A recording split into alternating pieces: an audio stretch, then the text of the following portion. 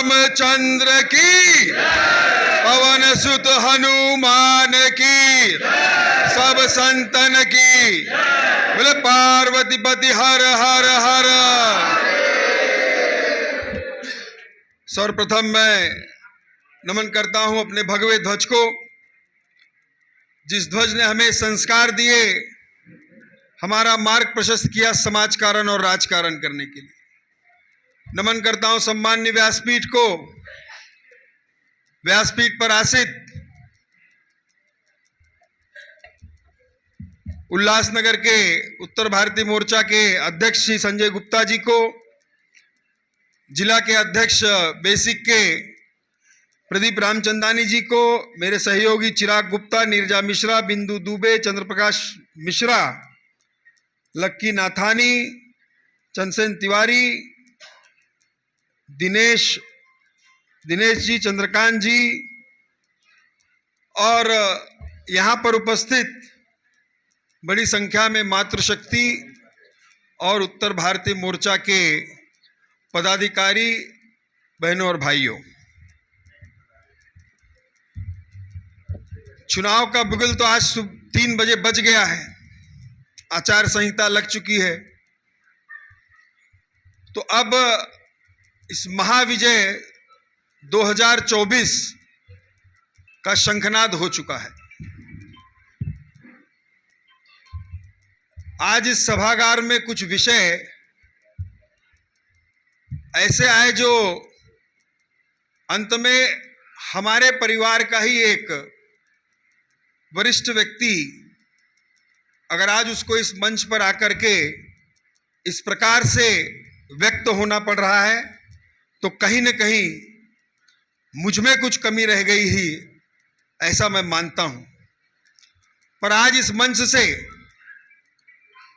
मैं आश्वस्त करता हूं कि आपका लेखी पत्र आप अपने विधायक जी को दीजिए, आप अपने जिला अध्यक्ष जी को दीजिए, उसकी एक प्रत आप मुझे दीजिए। समाज के लिए जो हितकारी होगा, ये मैं आपको वचन देता हूं कि आपकी मीटिंग और आपका विषय भारतीय जनता पार्टी के शीर्ष नेतृत्व माननीय देवेंद्र फडणवीस जी तक लेके जाने की जवाबदारी मेरी है। और सिर्फ लेकर जाने की नहीं, उसको निर्णायक मोड़ देने की जवाबदारी मेरी है।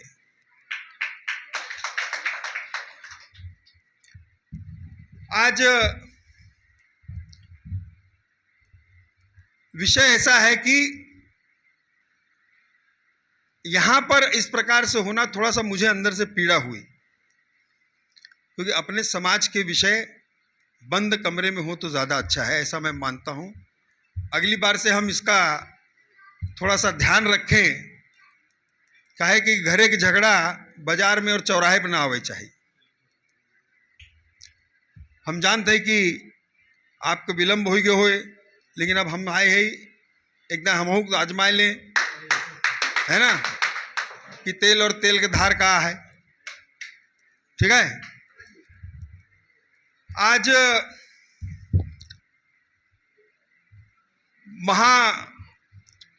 2024 के लोकसभा चुनाव के इस महाअभियान में प्रदेश से पूरे महाराष्ट्र में लाभार्थी संपर्क अभियान शुरू हुआ है और इसी सिलसिले में उत्तर भारतीय मोर्चा की तरफ से हम पूरे महाराष्ट्र भर का दौरा कर रहे हैं और मोदी जी का नमस्कार लेकर के जा रहे हैं। और चूंकि अब सिर्फ 60 दिन लगभग बचे, 4 जून को मतगणना होगी और मोदी जी को तीसरी बार प्रधानमंत्री बनने के लिए हम सज्ज करेंगे। पर उस सज्ज करने के लिए हम सबको आज सभागार में जो यहाँ पर उपस्थित हैं एक संकल्प लेकर के जाना पड़ेगा कि आने वाले 60 दिन हम भारत माता को समर्पित कर रहे हैं। आपके काम हुए नहीं हुए क्या हुआ, पर अपने घर की बात न करके हम सिर्फ और सिर्फ राष्ट्र का चिंतन करेंगे। और क्योंकि अगर राष्ट्र बचा तो हमारा आपका घर भी बचेगा, ये बात हम सब ने समझ लेनी चाहिए। बीते 10 वर्षों ने आप सबने देखा कि जिस प्रकार से मोदी जी के नेतृत्व में भारत विकास के पथ पर अग्रसर है, जिस प्रकार से मोदी जी के नेतृत्व में अनेकों निर्णय हुए जो आज तक कोई सोच नहीं सकता था, ऐसे निर्णय भी मोदी जी के नेतृत्व में हुए। मैं उनको बार बार आपके सामने नहीं रखना चाहता, फिर धारा 370 हो, डायरेक्ट बेनिफिट ट्रांसफर हो, हमारी बहनें यहां पर है, महिला आरक्षण हो, ट्रिपल तलाक हो, सीए का कानून हो, राम मंदिर हो, निर्णय अनेक हुए, पर उस निर्णय के पीछे की भूमिका सिर्फ एक थी। वो भूमिका थी कि समाज के उस अंतिम व्यक्ति को न्याय देने की। उस निर्णय के पीछे कोई तुष्टीकरण की राजनीति नहीं थी कि कोई निर्णय ऐसे लिए जाएं जो किसी धर्म विशेष के लिए हो। आज हम जब लाभार्थी की बात करते हैं, अभी सब कह रहे थे 140 करोड़ देशवासियों को 2 बार वैक्सीन देने का अगर किसी ने विक्रम किया है तो सिर्फ और सिर्फ मोदी जी ने किया है। पर यह सब करते हुए आज मुझे यह कहने की आवश्यकता नहीं है कि भारत की राजनीति में मोदी जी का जो ऑरा है उसको टक्कर देने वाला कोई मर्द का बच्चा बचा नहीं। पर चुनाव का रणसंग्राम छिड़ चुका है, पर विरोधी पक्ष के लोगों ने अभी से ही हार मान ली है। वो जान रहे हैं कि हम जीत नहीं सकते, पर लोमड़ी की औलाद है, षड्यंत्र शुरू है। अब जिसको शक्ति से न मार सके तो युक्ति चला रहे हैं। और युक्ति क्या चला रहे हैं कि समाज में आपस में भेद निर्माण करके एक समाज को दूसरे समाज से लड़ाने के लिए। क्योंकि मोदी जी के कार्यकाल के बारे में उनके पास राजनीतिक उत्तर नहीं है। अब इसीलिए हिंदुओं को हिंदुओं से, मराठा को ओबीसी से, इस प्रकार का षड्यंत्र आज विरोधी पक्ष के नेता यहां पर कर रहे हैं। और हम सब भारतीय जनता पार्टी के कार्यकर्ता अगर ये समझ लें कि हम युद्ध जीत रहे हैं और लापरवाह हो जाएं तो ऐसा नहीं चलेगा। हम राष्ट्र निर्माण की बात कर रहे हैं, हम राष्ट्र को विश्व गुरु बनाने की बात कर रहे हैं। और ऐसे में जब तीसरे बार मोदी जी प्रधानमंत्री बनेंगे तो आज जहां पर भारत खड़ा है उससे 10 गुना आगे भारत प्रगति की ओर जाएगा। ये पूरे विश्व ने मान लिया है कि जो भारत पहले विश्व गुरु था आज फिर से विश्व गुरु बन सकता है, तो वो सिर्फ और सिर्फ मोदी जी के नेतृत्व में बन सकता है। और जो उन्होंने काम किए हैं, हमारा दायित्व क्या है? आप सब अपने अपने वार्डों के, मंडलों के, अपने अपने बूथ के आप सब भारतीय जनता पार्टी के एक सक्रिय कार्यकर्ता हैं। आज मैं आपको बताता हूं कि जब आप अपने बूथ पर जाते हैं तो लोग आपको नहीं देखते, वो देखते हैं कि मोदी का संदेश लेकर के कोई आया है। वो आपके अंदर नरेंद्र मोदी जी देखते हैं, क्योंकि जिस घर में शौचालय बना होगा, जिसको बाकी सब लाभार्थियों में लाभ मिला होगा, वो हमेशा देखता है कि ये मोदी जी का दूत आया है जो मेरे तक संदेश लाया है। राम जन्मभूमि का उत्सव जब मन रहा था, जब पत्रिकाएं हम लोग अक्षता वाटन का जब सभी लोगों ने सहयोग किया होगा, उसमें बंगलोर की एक बात मैं आप लोगों ने सुनी होगी, नहीं पता नहीं। एक दादी, वृद्ध दादी, हमारा युवा मोर्चा का एक कार्यकर्ता अक्षता लेकर के गया उनके पास, और वो दादी उस बच्चे के पीछे पड़ गई। वो लड़का भागने लगा और वो दादी कहती थी कि मुझे तेरे पैर छूने हैं बेटा, जो मैं अपने जीवन में नहीं सोच सकती थी। मोदी जी ने उस रामलला को वहां पर स्थापित कर दिया। तू मेरे लिए राम का संदेश लेकर के आया है, तू राम का दूत है, मुझे तेरे पैर छू लेने दे। ये भावना है देश के जनता के दिल में। पर एक कार्यक्रम जो हमने शुरू किया है, हम सबको मिलकर के मोदी जी का नमस्कार उस लाभार्थी तक लेकर के जाना है। अभी मैं थाना में था, हम कई घरों में गए, आप यकीन नहीं करेंगे, जब एक सामान्य व्यक्ति उसको उस लाभ का उसकी वजह से क्या लाभ मिला है जब वो व्यक्त होता है, तो आपको भी लगेगा कि विश्व की सबसे बड़ी पार्टी के आप कार्यकर्ता हो, तो इसमें आपको भी गर्व महसूस होगा। पर आज जैसे मैंने कहा कि हम जीतने वाले हैं, पर सावधान रहना पड़ेगा, क्योंकि एक दोगला हिंदुत्ववादी आज पूरे महाराष्ट्र में घूम रहा है। उत्तर भारतीयों के बीच में भी आए थे, कई जगह तो 10, 15, 20 लोग थे और उसको उन सभा को संबोधित कर रहे थे, ऐसे उद्धव ठाकरे जी। कुछ दिन पहले, अभी 3 दिन पहले मैंने एक ट्वीट किया है। आश्चर्य होगा कि हमारे यहाँ जो कहावत है कि पूत सपूत तो क्यों धन संचय, पूत कपूत तो क्यों धन संचय, हमने हिंदू हृदय सम्राट बाला साहब ठाकरे की ओर एक आदर्श के तौर पर देखा। हम बाला साहब ठाकरे को अपना आदर्श मानते थे और उन्हीं के घर में ऐसा बच्चा पैदा हुआ। इसीलिए कहता हूं कि पूत सपूत तो क्यों धन संचय, पूत कपूत तो क्यों धन संचय। कुछ दिन पहले अपने एक सभा में उद्धव ठाकरे कहते हैं कि जय श्री राम कहने वालों को मैं हरामखोर कहता हूं। मतलब यहां पर जो राम भक्त जय श्री राम कह रहे हैं, ये सब हरामखोर हैं। अरे उद्धव जी, हरामखोर ये राम भक्त नहीं है। हरामखोर जो है उसको 2024 में उसकी औकात दिखाए बगैर राम भक्त शांत नहीं बैठेगा, ये आज इस मंच से मैं आश्वस्त करता हूं। अरे आपका तो सिर्फ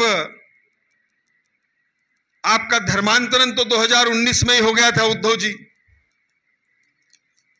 जब आपने भारतीय जनता पार्टी और हिंदुत्व और माननीय देवेंद्र फडणवीस जी के पीठ में खंजर भोंककर कांग्रेस के साथ मिलकर के मुख्यमंत्री पद की शपथ ली थी। अरे ये वो कांग्रेस पार्टी है जिसने राम के अस्तित्व पर प्रश्न चिन्ह निर्माण किया। अरे ये वो कांग्रेस पार्टी है जो कहती राम तो काल्पनिक है। बाला साहब जिंदा होते तो मैं सोच भी नहीं सकता कि आपका क्या हश्र करते। 2.5 साल आप मुख्यमंत्री बनकर रहे। इसी महाराष्ट्र में इस पुणे की भूमि पर एक शर्जिल उस्मानी नाम का व्यक्ति आता है और भरी सभा में कहता है कि हिंदू एक सड़ी हुई कौम है। भारतीय जनता पार्टी के कार्यकर्ताओं ने मांग की, उत्तर भारतीय मोर्चा ने मांग की कि इस व्यक्ति को महाराष्ट्र की भूमि से बाहर जाने न दिया जाए, इस पे एफआईआर लग करके इसको अरेस्ट किया जाए। पर उद्धव ठाकरे की रीढ़ में दम नहीं था, ना उसके ऊपर एफआईआर की और ना ही उसको अरेस्ट किया। उत्तर भारतीय मोर्चा का प्रदेश अध्यक्ष था मैं, हमने आंदोलन पुकारा। पर आप सबको सुन करके आश्चर्य होगा कि शर्जिल उस्मानी को तो अरेस्ट नहीं किया, मुझे और मेरी पूरी टीम को उठा करके जेल में भर दिया। यह है इसका दोगला हिंदुत्व। और 2.5 साल के बाद आज दर दर भटक रहा है, कह रहा है कि मेरा बाप चोरी हो गया, मेरा बाप चोरी हो गया। भावनात्मक साध कर रहा है। अरे परम श्रद्धेय बाला साहब ठाकरे हिंदू हृदय सम्राट, ये कोई चोरी करने की वस्तु नहीं है।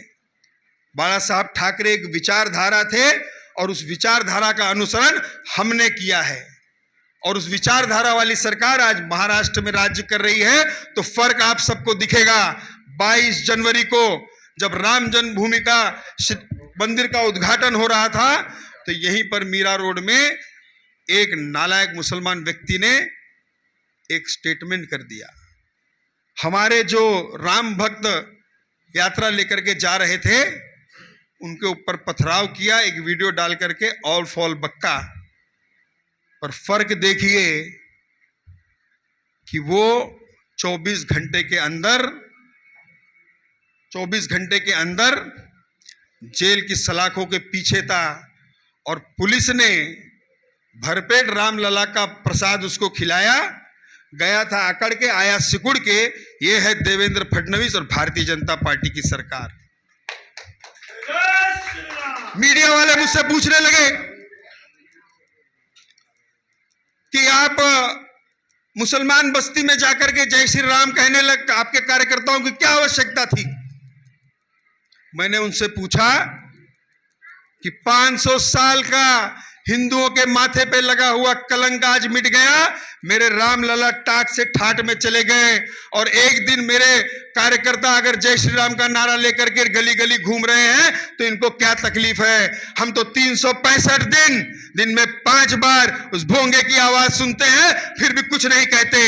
ये है हिंदू धर्म। पर आप इसमें हिंदू और मुसलमान मत लाइएगा।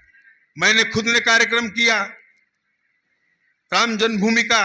मेरे क्षेत्र में हिंदुओं ने और मुसलमानों ने मिल करके उस कार्यक्रम को सक्सेस किया। पर कुछ समाज कंटक हैं जो टेढ़ निर्माण करना चाहते हैं। पर फर्क सिर्फ इतना है कि आज देखिए देवेंद्र फडणवीस और सनातन धर्म की सरकार यहां पर बैठी है तो किसी की हिम्मत नहीं पड़ रही कि आंख उठा करके देख ले। ये फर्क है। नीरजा जी कह रही थी कि हमें हिंदू जय श्री राम कहने में शर्म आती थी एक जमाने में। आज मोदी जी के नेतृत्व में आज एक सनातन धर्म को मानने वाली सरकार यहां पर बनी है और पूरे विश्व ने इस बात को मान लिया है कि विश्व को राह दिखाने का अगर कोई काम कर सकता है तो सिर्फ और सिर्फ सनातन धर्म कर सकता है। और जब इतनी बड़ी लड़ाई की हम तैयारी कर रहे हैं तो युद्ध के इस अंतिम टप्पे में हम सब ने अपनी कमर कस लेनी चाहिए। और कमर इसलिए कसनी चाहिए कि हमारे आने वाली पीढ़ी, हमारे आने वाले बच्चे सुरक्षित माहौल में रह सके, अपने आप को हिंदू कहने में गर्वान्वित महसूस करें, जय श्री राम कहने के लिए किसी से डरे नहीं और भारत को फिर से विश्व में सबसे ज्यादा शक्तिशाली बनाने के लिए हम सबको आज एकत्रित होना है। और इस बार मोदी जी को सिर्फ प्रधानमंत्री नहीं बनाना है बल्कि 400 सांसद चुन करके यहां से भेजना है। मैं हर लोकसभा में जाकर के कह रहा हूं कि आप सब जब यहां से महायुति का सांसद दिल्ली में जाए तब वो हाथ उठा के कहे कि मैं यहां का सांसद हूं, पर उसके पीछे उत्तर भारतीय समाज का सबसे बड़ा योगदान है, इसको कोई नकार नहीं पाएगा। आप सबको मिल करके हम सबको, मैंने प्रण लिया है कि ये पूरे 60 दिन मैं 48 लोकसभा में प्रवास करूंगा और जहां जहां मेरे उत्तर भारतीय बंधु भाई हैं उन सबको प्रेरित करूंगा कि अगला 60 दिन इस महायज्ञ में अपनी आहुति डालिए और देश को और सनातन धर्म को सशक्तिकरण के लिए मोदी जी को तीसरी बार फिर से प्रधानमंत्री बनाइए। ये मैं आज आप सबसे वचन लेकर के यहाँ से जाना चाहता हूँ। और अपनी वाणी को विराम देने से पहले मैं सिर्फ इतना कहूँगा कि हार नहीं मानूंगा, रार नहीं ठानूंगा, काल के कपाल पे लिखता मिटाता गीत नया गाता हूँ, गीत नया गाता हूँ। बोलो सियावर रामचंद्र की, पवन सुत हनुमान की, बोलो पार्वती पति हर हर हर।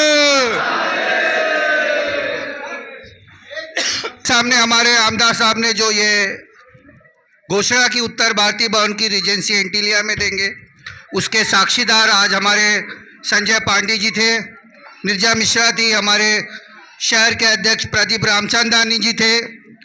तो मैं आप लोगों को आश्वस्त करना चाहता हूं कि ये तीसरी या चौथी बार हमको ये आश्वासन मिला है, लेकिन ये आश्वासन लास्ट होगा। अगर उत्तर भारतीय भवन को अनदेखा देखा जाए, कोई भी अनदेखा करेगा तो इसका उसको भुगतान करना पड़ेगा। ये उत्तर भारतीयों की मांग है। ये जो उन्होंने अभी वचन दिया है, ये वचन हम सब के लिए लास्ट होगा और उनको रीजेंसी एंटीलिया का जगह उत्तर भारतीय भवन के लिए देना होगा।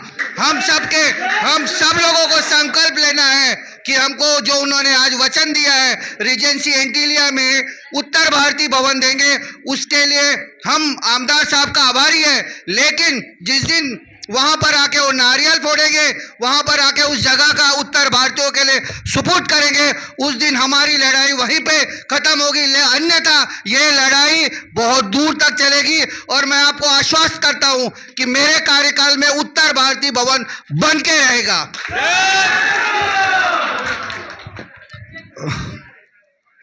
दे रहा हूं, एक विज्ञापन दे रहा हूं हमारे संजय पांडे जी को भी आप लोगों के समक्ष उत्तर भारतीय भवन के लिए।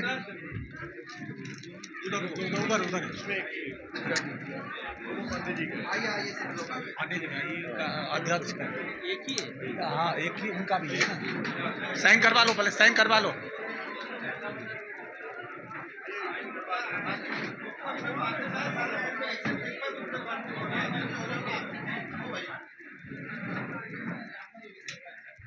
सबूत के साथ है। जय श्री राम, जय श्री राम।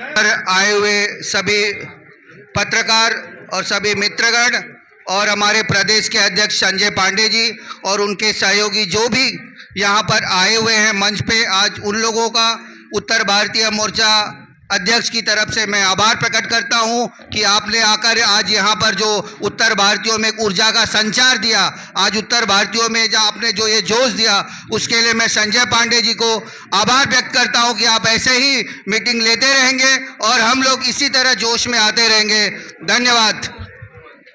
गण मंगलदायक जय हे भारत भाग्य विधाता, पंजाब सिंध गुजरात मराठा द्राविड़ उत्कल बंग, विंध्य हिमाचल यमुना गंगा उच्चल जलधि तरंगा।